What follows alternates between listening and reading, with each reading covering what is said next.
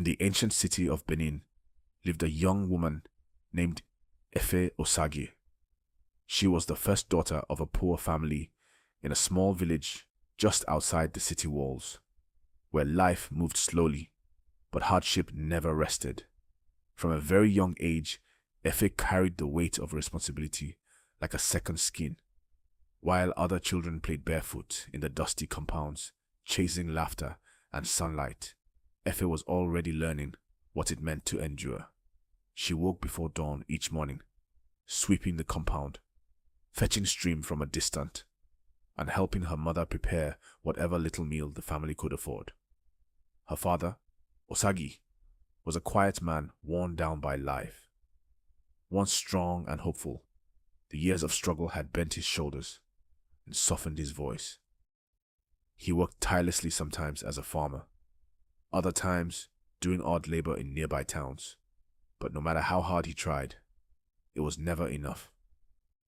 The weight of not being able to provide sat heavily on him, and though he rarely spoke of it, it showed in his eyes. Ife saw it. She always saw it. Her mother, on the other hand, was stronger in voice than in circumstance. She carried both love and fear in her heart, love for her children, and fear of the future. To her, survival meant sacrifice, and sacrifice was a lesson she passed down constantly to Ife. "You are the first daughter," she would say. "Your life is not only yours, it belongs to this family." Those words followed Ife everywhere. Whenever food was scarce, Ife ate last. Whenever there was not enough, she gave up her portion. Whenever something needed to be done, her name was the first to be called. And she never complained. But admiration did not change her reality.